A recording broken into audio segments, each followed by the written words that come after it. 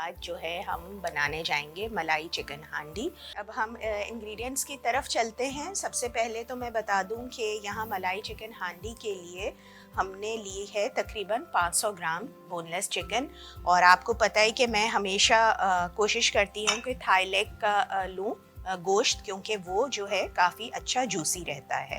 تو Thai league میں آپ اس کو بنائیں گے تو یہ بہت زیادہ جوسی بنے گی اور ڈرائی نہیں ہوگی۔ تو 500 گرام میں نے یہاں بون لیس چکن لے لی تھی، اس کو کیوبس میں کٹوا لیا تھا۔ ہانڈی کٹ میں لے لیجئے یا ہانڈی کٹ سے تھوڑا چھوٹا کٹ بھی آپ لے سکتے ہیں، اور اس کو میں نے میرینیٹ کر دیا تھا فار این آور اور فار کپل آف آورس۔ آپ اس کو رات میں بھی میرینیٹ کر کے رکھ سکتے ہیں۔ میرینیشن کے لیے میں نے اس میں تقریباً 1 ٹی اسپون کے برابر ادرک لہسن کا پیسٹ شامل کیا تھا۔ 1 ٹی اسپون کے برابر اس میں نے ڈالی تھی کشمیری لال مرچ پاؤڈر، اگر وہ نہ ہو تو آپ پیپریکا پاؤڈر ڈال دیجئے۔ تھوڑا سا نمک شامل کیا تھا، بہت تھوڑا سا نمک شامل کیجیے گا، اور 1 ٹی اسپون کے برابر ہی میں نے اس میں چلی گارلک سوس لے لیا تھا۔ اس کو میرینیٹ کر کے میں نے 1 گھنٹے کے لیے چھوڑ دیا تھا۔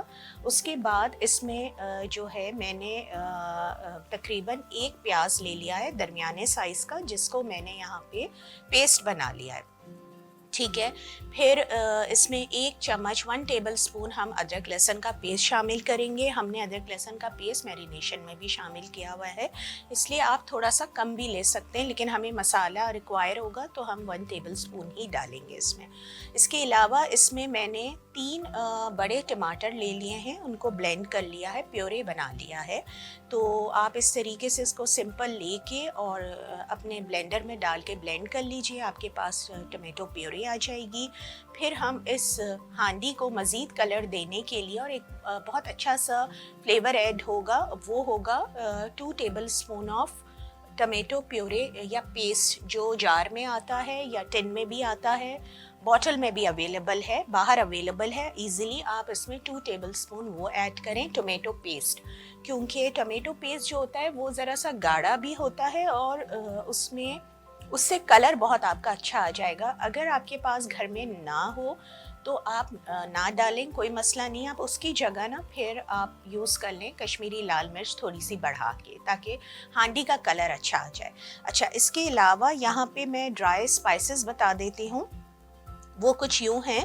نمک حسب ضرورت جائے گا، 1 ٹی اسپون میں نے کٹی لال مرچ کا استعمال کروں گی یہاں پر، 1 ٹی اسپون کے برابر لال مرچ پاؤڈر یوز کریں گے، ½ ٹی اسپون ہلدی یوز کریں گے، 1 ٹی اسپون ہی میں اس میں ڈالوں گی پسا ہوا دھنیا، 1 ٹی اسپون کے برابر میں نے یہاں پہ کٹا زیرہ لیا ہے، بھنا ہوا کٹا ہوا زیرہ، وہ آپ اس میں شامل کیجئے گا۔ آپ جو روسٹڈ جو نہیں ہوتا زیرہ وہ مت لیجئے، بلکہ اس کو کوٹ لیجئے گا اور بھون بھی لیں، اور بہت ہی تھوڑی سی 1/4 ٹی اسپون کے برابر کالی مرچی جائے گی۔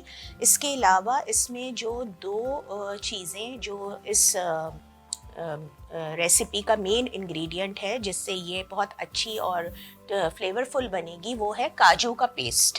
اچھا، اب کاجو کا پیسٹ آپ لوگ کیسے بنائیں گے کہ آپ کے گھر میں کاجو موجود ہوں گے تو آپ 1/4 کپ کاجو لے لیجئے، فار ½ کلو ہانڈی کی بات ہو رہی ہے۔ اس کو بہت 1 یا 2 چمچ پانی ڈال کر اس کا پیسٹ بنا لیں۔ اگر آپ کے پاس کاجو اویلیبل نہیں ہے تو بادام کا استعمال کریں، لیکن یہ مینڈیٹری پارٹ ہے، مینڈیٹری انگریڈینٹ ہے اس ڈش کا۔ تو اب ہم اپنا پروسیجر سٹارٹ کرتے ہیں۔ تقریباً میں اس میں 1/4 کپ آئل ڈال رہی ہوں۔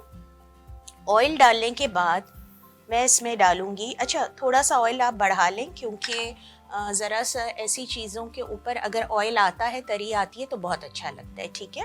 آئل جیسے ہی ہمارا گرم ہوگا تو میں اس میں ڈال دوں گی انین پیسٹ، یعنی پیاز کا جو پیسٹ بنایا ہوا ہے وہ میں ڈالنے جا رہی ہوں۔ اچھا، وہ میں ابھی ڈال دیتی ہوں کیونکہ اس میں تھوڑا سا پانی ہے تو یہ اڑے گا، دیر لگائے گا نا جی، اڑے گا بھی، اس کی رونس بھی ختم کرنی ہوگی نا ماوش، تو میں ابھی ہی شامل کر دے رہی ہوں۔ پیاز کا پیسٹ بہت دیر لگاتا ہے نا فرائی ہونے میں۔ میں اب ادرک لہسن اس میں ڈالنے جا رہی ہوں۔ یہ ہلکا سا جو ہے اس میں پنک کلر آنا شروع ہو گیا ہے، پیاز کی خوشبو بھی آ رہی ہے۔ دیکھیں یہ ایسے ایسے جمع سا محسوس ہونے لگ جائے گا، تو اس کا مطلب ہے کہ آپ کا پیاز جو ہے آلموسٹ بھننے کی طرف آ چکا ہے۔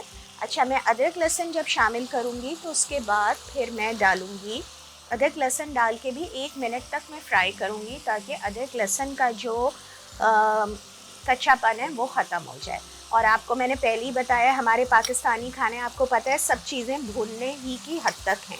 जितना आप भूनेंगे जितने हम इसके न्यूट्रिशंस तबाह बर्बाद करेंगे उतना ही मज़ेदार होगा। बिल्कुल ऐसा ही है। मैं इसमें चिकन अब डालने जा रही हूँ ताकि चिकन भी साथ साथ हो जाए और आप लोग सब। अच्छा, और फिर जब आपका गल जाएगा चिकन तो फिर उसमें आप बाकी चीज़ें शामिल करेंगे? नहीं माविश, मैं बताती हूँ। जैसे ही हम मसाला फ्राई करेंगे ना, अभी मैंने इसको छोड़ दिया, आपको पता है मैं थोड़ी देर ज़रा ऐसे छोड़ देती हूँ। तो यहाँ देखें ये इस वक्त कितने अच्छे से ये फ्राई भी हो रहा है और ये बहुत अच्छी सी सॉस है। ड्राई बिल्कुल भी नहीं होगी ये हांडी, क्योंकि ज़रा सा मसाला रहता है तो वो अच्छा लगता है।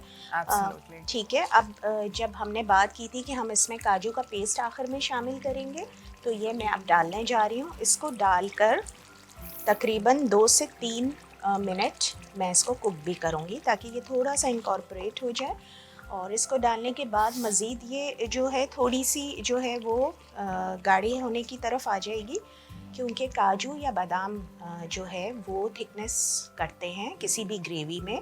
अच्छा, मैंने ये बता दिया था आप लोगों को शुरू में, दोबारा बता देती हूँ कि अगर किसी के पास काजू अवेलेबल ना हो तो वो बादाम से बनाए, बट बनाए ज़रूर इसको, यानी उसके बगैर फिर ये वो सादी। एक दफ़ा दोबारा बता दो साइमा कि काजू को तुमने रात भर भिगो के सुबह बस पेस्ट बना लिया? नहीं, मैंने डायरेक्ट बस पेस्ट बनाया है।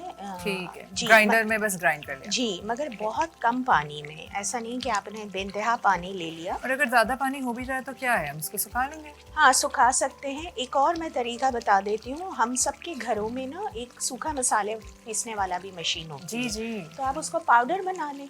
पाउडर बना के 1 चम्मच पानी में ना, जैसे हम स्लरी बनाते हैं वैसे बना लीजिए, वो और भी आसान हो जाए। क्या हम काजू और बादाम दोनों ले सकते हैं? बिल्कुल मिक्स कर सकते हैं। हम क्रीम डालने जा रहे हैं। थोड़ी सी क्रीम मैं इसमें मिलाऊंगी और थोड़ी सी ऊपर के लिए रखूंगी। ठीक है, ऊपर से गार्निश करेंगे। और साथ ही मैं इसमें अब चूल्हा बंद कर रही हूँ। क्रीम डाल के अब हमने इसको कुक नहीं करना।